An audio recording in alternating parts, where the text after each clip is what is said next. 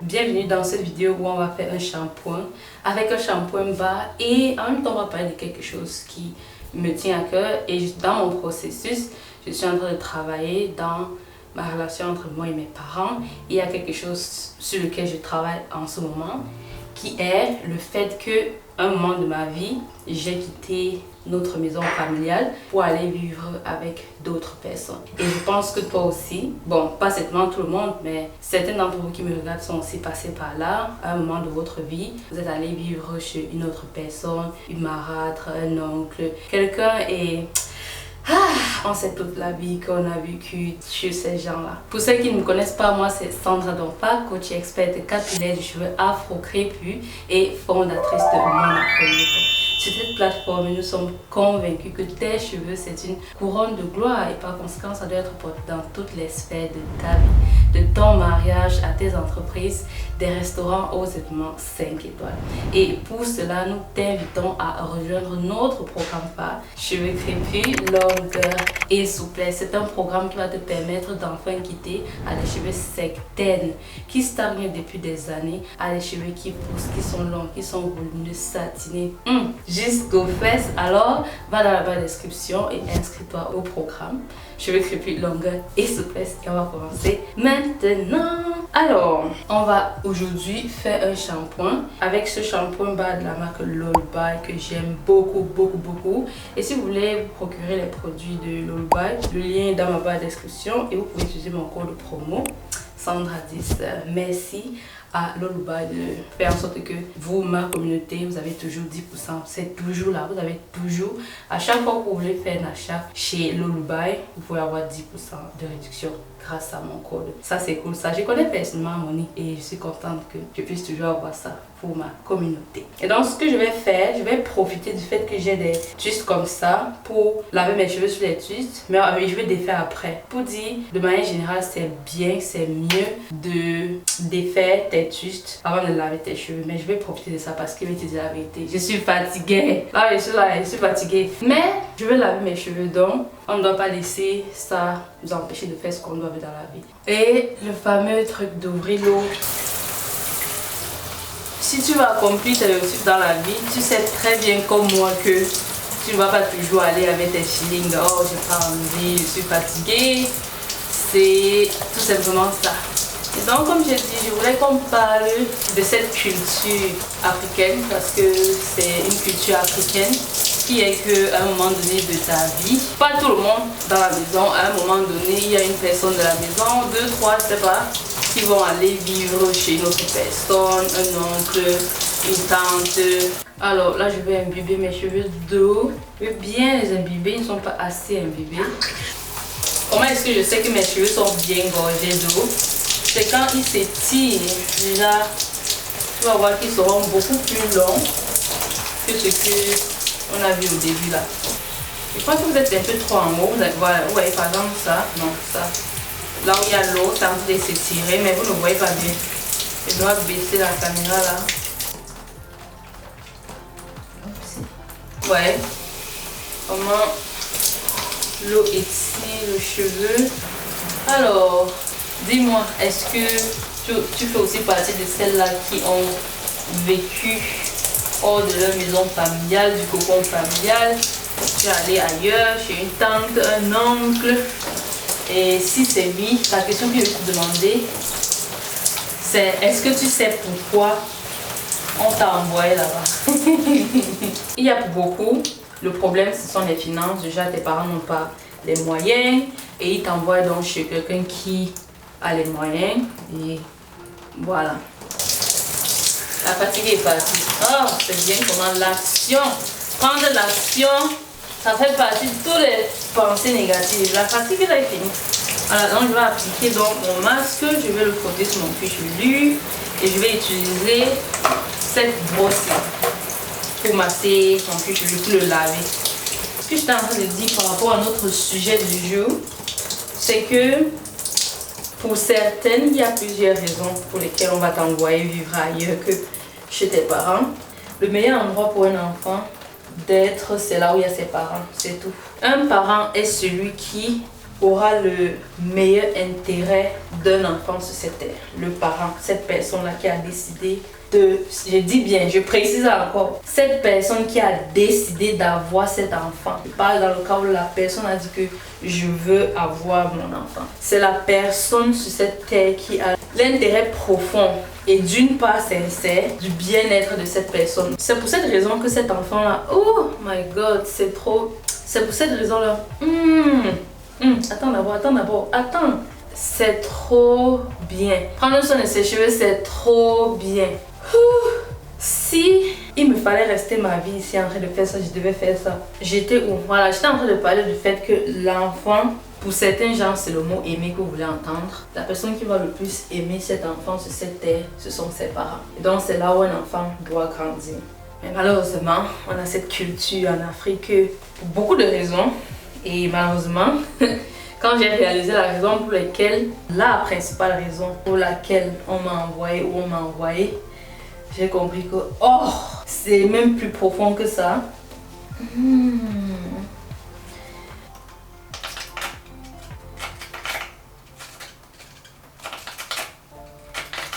Maintenant, je vais rincer. Et je vais donc, pour rincer, ouvrir pour que le shampoing qui est là va donc s'écouler le long de ma fibre capillaire. Et pour ça, je vais profiter donc pour enfin finir ma pensée. Et il y a donc dans la famille une personne qui est capable de prendre soin de toi financièrement. Et donc, voilà aussi, c'est une des raisons pour lesquelles un parent se trouve parfois dans la situation de t'envoyer ailleurs. Maintenant, il y a une autre raison que j'ai réalisée au fur et à mesure que je grandissais. C'est pour... Ça va énerver beaucoup d'entre vous, mais la réalité, ça pique. L'autre raison pour laquelle on t'envoie ailleurs, c'est pour une main d'œuvre. Voilà, c'était mon cas. Ok, on va rincer au même temps qu'on parle. Est-ce que quand je parle en rinçant, vous m'écoutez? On va seulement faire comme ça, parce que si je parle seulement et je ne fais pas mes soins, on va caler ici.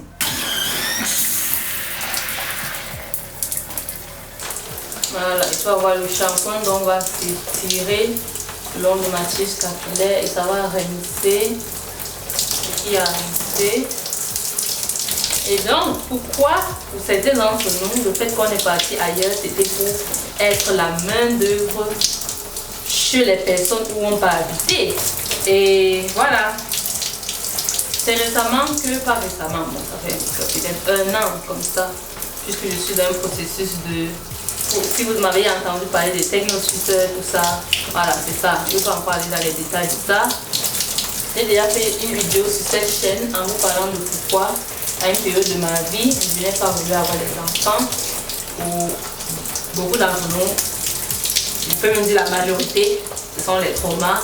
Et inconsciemment, consciemment, tu ne veux pas faire la même chose à une autre personne.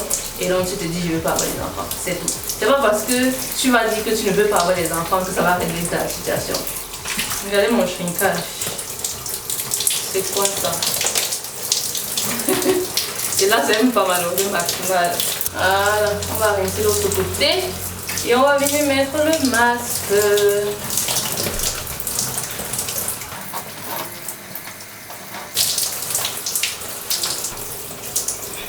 Ok, là maintenant je vais sectionner mes cheveux pour pouvoir appliquer le masque et passer au démêlage. Donc, comme j'étais en train de dire, pour beaucoup d'entre nous, quelque part, inconsciemment, consciemment, on a su que là où on est là, les raisons sont bizarres. Ils vont se mentir entre eux-mêmes que ce n'est pas pour ça, ce n'est pas pour ça. I'm not stupid. Déjà, est-ce que tu as remarqué cette culture de il y a quelqu'un dans la famille, elle vient de se marier, elle est enceinte ou encore elle a donné naissance, son bébé est tout neuf. Là, on cherche une personne dans la famille qui a un certain âge, entre parfois à partir de 19 à mon temps, pour que cette personne vienne rester avec cette nouvelle maman. Puisque il faut qu'elle aille travailler, il faut qu'elle sorte et laisser le bébé tout seul, ce n'est pas une bonne idée. Payer une bonne, ça coûte de l'argent. Et donc, on se dit, ah, elle peut peigner ici. Elle va donc s'occuper des tâches ménagères, regarder l'enfant. Et en même temps, elle pourra toujours aller à l'école, c'est la famille. Au final, c'est gagnant-gagnant. Elle part toujours à l'école, toujours un toit, blabla. Tu es donc allé chez ta tante, ou chez ton oncle. Et c'est comme ça que tu es devenue la grande sœur de la maison. Quelque part, ce n'est pas mauvais en soi. Quand tu es quelque part, non, c'est bien. Tu dois participer à la vie de la maison. Quand tu es quelque part, c'est normal de participer à tout ce qui fait en sorte que la maison en question fonctionne, comme les tâches ménagères. Ça, c'est quelque chose qui fait partie de ce qu'il faut faire collectivement pour qu'une maison fonctionne. Mais le mais que j'ai cité là-dessus, c'est au niveau où c'est fait au détriment de l'enfant donc qui y va. Dans le sens où quand tu pars là-bas, déjà, ce n'est plus chez vous. Qu'on le veut ou pas, ça déstabilise la vie d'un enfant. Pour moi, je n'ai pas été forcée. Je sais que pour d'autres, on les a forcés. Elle ne voulait pas, mais on a dit que tu es obligée. Moi, on ne m'a pas forcée. J'étais plutôt contente d'y aller. Mais c'était par naïveté en tant qu'enfant. Comme par exemple un tout bébé, séparer cet enfant de sa mère. Les conséquences sont là qu'il y a cet attachement physique qu'un enfant a avec son père, sa mère, surtout la mère. Que quand tu quittes cet endroit, et moi, je pense à ce temps, j'avais quoi? Soit 9 ou 10 ans. Et donc, je porte mes kékés claques, je pars. Et comme j'ai dit, la première chose que nous tous, on peut se reconnaître là-dessus, c'est quand tu pars, les 2 premiers mois, ça va. C'est un peu comme si tu allais en vacances. Tu pars, les 2 premiers mois, ça va. Mais à un moment, tu commences, il y a certaines habitudes, certaines choses que tu as l'habitude de faire chez vous, avec tes frères, tes soeurs. Et tu te retrouves tout à coup d'un endroit où c'est toi l'aîné. Tu n'as plus... Moi, par exemple, je quittais d'un endroit où j'étais la dernière née. Vous voyez cette différence en chiffre de... Tout à coup, je suis l'aîné. Je quitte quelque part où j'étais la dernière née. J'arrive là, je suis l'aîné. Changement de climat, d'environnement, de ville, de lieu, de culture. Parce que tu quittais d'une culture Bamileke et d'un village pour la capitale politique qui est, au sens du Cameroun, la plus belle ville. Which one is your favorite? Quelle est ta brosse démêlante préférée? Et donc dis-moi, c'est quoi ta brosse démêlante préférée parmi tout ceci? Quant à moi, tada! Ooh, the winner. La mentalité de la ville n'est pas la même que celle du village. Donc imagine-moi, cette fille de 9-10 ans, quitter une culture où tout est, je peux dire, plus posé, moins stimulé, à une ville où tout est stimulé. Mais c'est un peu ça.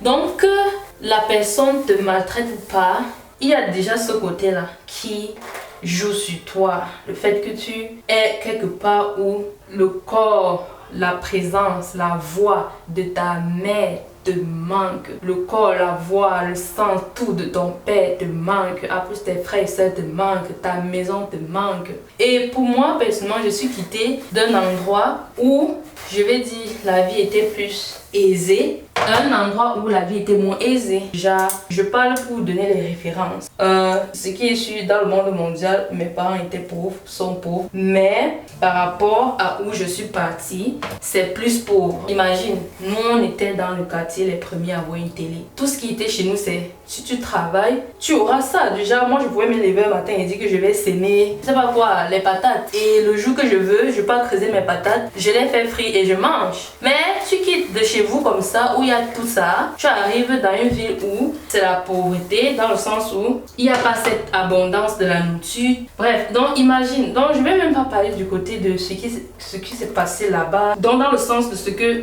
ces gens m'ont fait, mais seulement le fait de changer d'environnement comme ça, d'être loin de ma mère. Et j'ai ce truc que ma mère m'a beaucoup manqué. Et comme on m'a encore à cet âge de 9 ans envoyé ailleurs, ça a augmenté ce truc-là, du fait que je ne sais pas pour vous, mais dans notre communauté des mamans, et si tu n'es pas dedans, je t'invite à être dedans, on partageait quelque chose par rapport au moment où en tant qu'enfant, tu t'es senti abandonné. Et pour beaucoup d'entre nous, on partageait comment, en tant qu'enfant, tu n'as pas cette compréhension du temps temps, de l'espace, des mois, des années. Et le fait que ta mère, surtout toi étant si petit, se lève un matin, elle part, elle te laisse avec une autre personne, tu as l'impression qu'on t'a abandonné. Quand tu as dans ce moment, aujourd'hui je comprends qu'elle ne m'avait pas abandonné, mais dans ce moment T où tu vis ça, c'est l'abandon. Et donc pour beaucoup d'entre nous, on a cet abandon. Heureusement, dans notre communauté, on travaille chacune sur ça. Mais je veux tout simplement te dire que si tu es arrivé quelque part dans ta vie où tu es marié, tu as les enfants, tu as soi-disant la vie que tu rêvais toujours, mais malgré tout tu ressens de l'abandon, le fait que tu as les gens à côté de toi, mais tu te sens seul, c'est parce que il y a un moment dans ton enfance où tu t'es senti abandonné. Et c'était réel pour toi, c'était à mode j'ai été abandonné. Et maintenant quand ta mère revient, tu comprends que oh, elle m'a abandonné, mais elle est revenue. Mais quand elle repart, tu as encore elle m'a abandonné. Et donc c'est pour ça qu'on a beaucoup ce sens d'être abandonné. Et donc, ce n'est pas comme si dans ta vie en tant qu'enfant, tout est parfait dans le sens où tu es cet enfant qui a besoin de ta présence de ta mère, mais parce qu'elle doit travailler. Et c'est le monde qui est comme ça. Et c'est pour ça qu'on doit changer ça. Elle ne peut pas être avec toi H24 comme il le faut. Et tu as donc déjà ce côté d'abandon, des traumatismes qu'on t'a mis en criant sur toi, te grondant. Déjà, il y a ça. On ajoute encore le fait que tu pars chez une autre personne qui n'est pas ta mère, elle n'est pas ta mère. Est-ce que c'est possible pour une femme d'arriver à un moment où tu prends un autre enfant et tu le traites pour son bien, pour ton bien, pour le bien pour tous? C'est possible, mais on n'est pas encore arrivé là. On est encore au niveau où, en tant qu'humanité, on doit d'abord gérer nos propres enfants, gérer nos traumas, travailler nos traumas jusqu'à arriver à une génération. Je ne sais pas. Peut-être c'est de moi, la troisième génération de mes enfants qui vont commencer à dire que ok, on peut aller laisser nos enfants vivre chez même jusque là, déjà de ce que je viens d'expliquer, c'est à partir de 15 ans où l'enfant est à un certain âge où, mais de 0 à 7, surtout 0 à 14,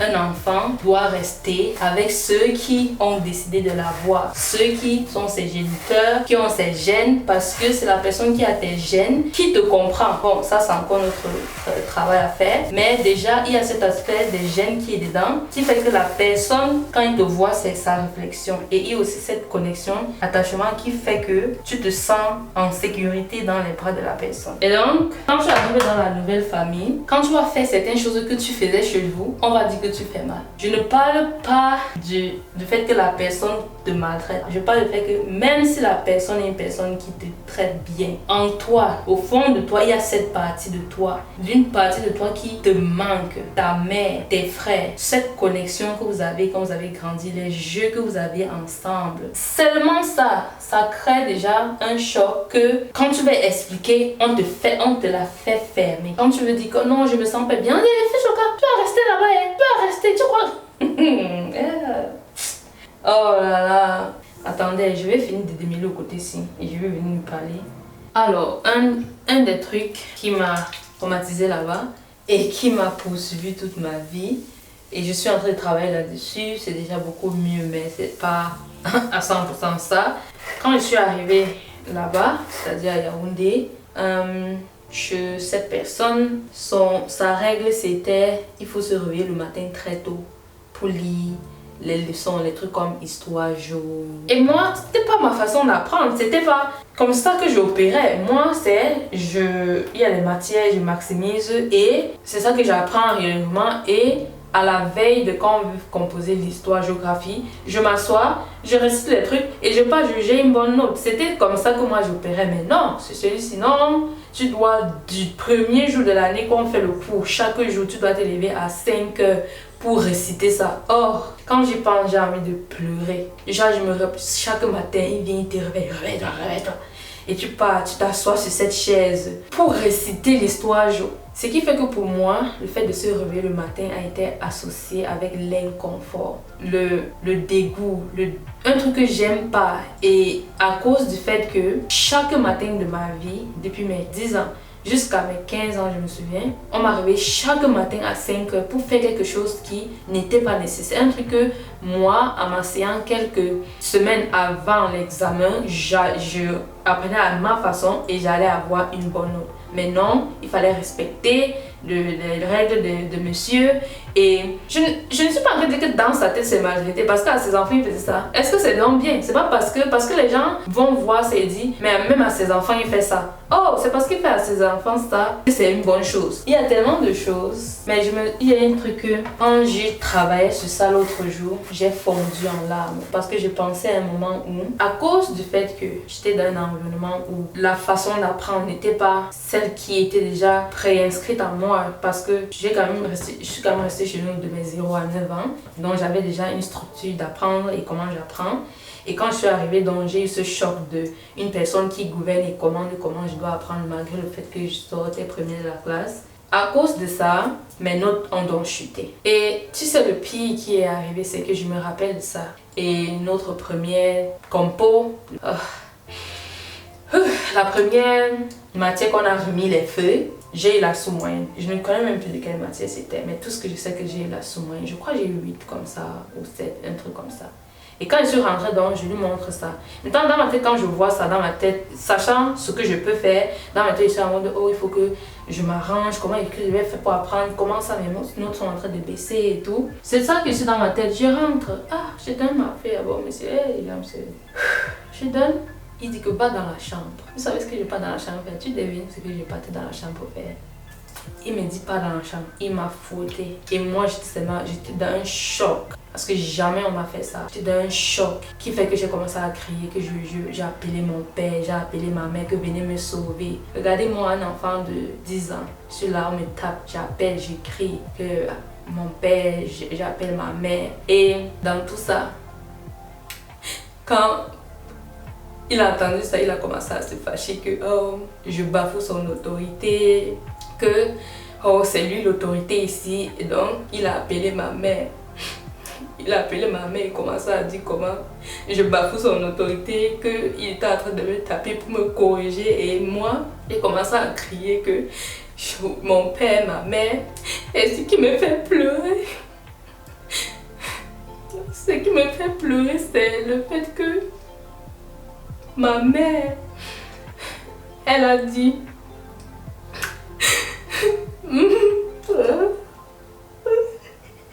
ma mère à ce moment a dit il faut bien la taper.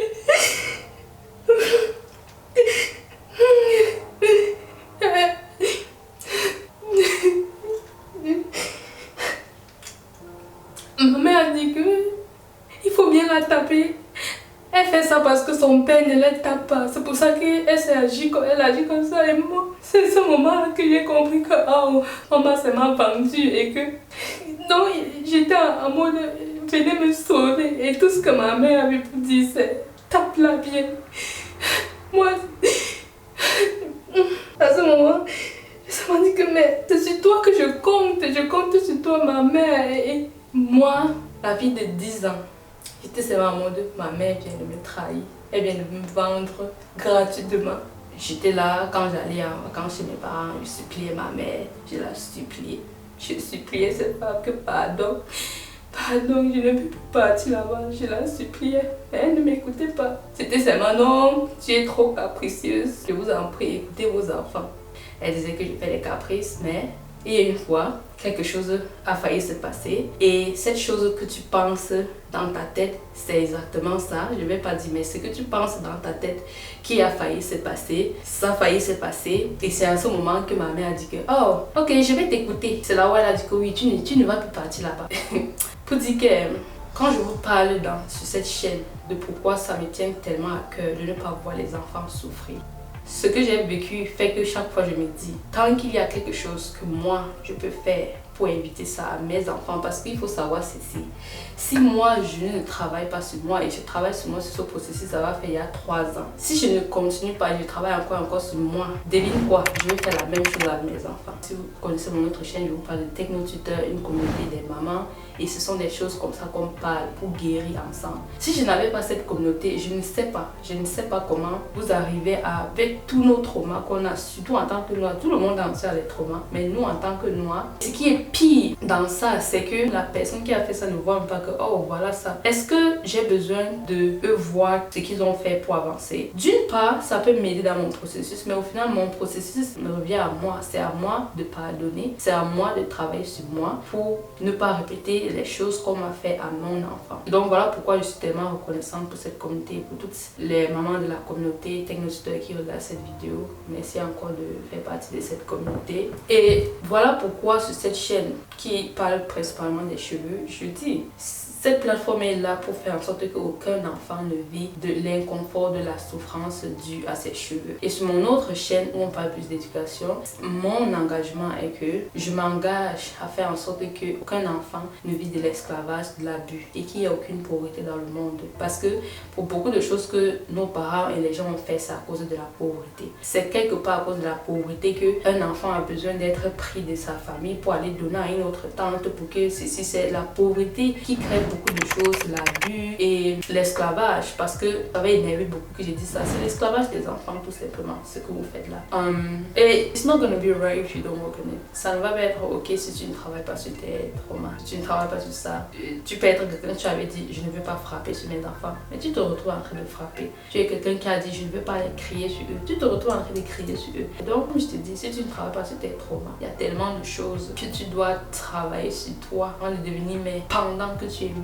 Donc c'est un travail qui peut faire sur moi à vie, parce que comme ça va affecter ma personne, ça va donc affecter tout ce que je touche, ma famille, mon mari, mon business, ma vie sociale, entrepreneuriale, n'importe quoi, et surtout ma relation avec moi-même. Est-ce que tu es capable de passer du temps avec toi-même? Est-ce que tu es capable de pouvoir rester avec toi-même et de ne pas sentir un vide en toi? Donc c'est pour ça que ce processus là en place, et si tu veux en savoir plus, regarde mon autre chaîne ou encore envoie-moi un message à l'adresse qui va s'afficher ici, on pourra en parler en profondeur. Alors, j'ai fini mon démêlage. Je vais donc rincer. Je vais ouvrir mes cheveux pour rincer. Mais il ne faut pas faire ça, hein. Ne fais pas ça.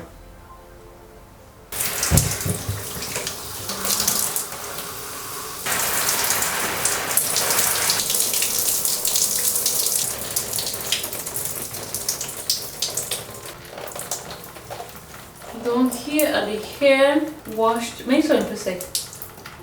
J'aime pas le masque là. Mes cheveux sont un peu secs. Ils n'est pas doux comme j'aime. So, non. Je vais les mettre en section. Et c'était tout pour cette vidéo. Je voulais partager avec vous quelque chose que je sais que beaucoup d'entre nous souffrons de ça. Mais parfois on pense que c'est nous qui exagérons. Que oh, malgré tout, je suis quand même bien sortie. Là, ma vie n'est pas si pénible que ça. Et donc, non. Ce qui est inacceptable, c'est tout. J'ai l'impression qu'ils n'ont pas bien rincé devant la maison. Ah, je m'en fiche, je suis fatiguée. Si ça a rincé bien ou pas, je suis fatiguée, ça va. Si ça n'a pas bien rincé, c'est pas mon problème. Il fallait bien te rincer. Vous voyez ce que je viens de dire, c'est pas mon problème. Mais en fait, c'est mon problème, non? Voilà. C'est comme ça qu'on passe de temps après. Il y a certaines choses, on dit, c'est pas mon problème. Mais en réalité, si mes cheveux après sont secs, c'est mon problème, non? Mais pour l'instant, tu dis, ah, c'est pas mon problème. On dit ça parfois inconsciemment, mais on réalise pas que ça nous impacte. Moi, à raconter mon histoire, ça va aider. Je suis sûre à 100%. C'est bon, moi, parler de ça. Et maman, là, qui est en train de me regarder en ce moment, qui avait prévu envoyer son enfant chez XYZ. Et je sais qu'en regardant mon histoire, elle va prendre la bonne décision, qui est de rester avec son propre enfant. Quand tu accouches un enfant, tu décides de concevoir un enfant.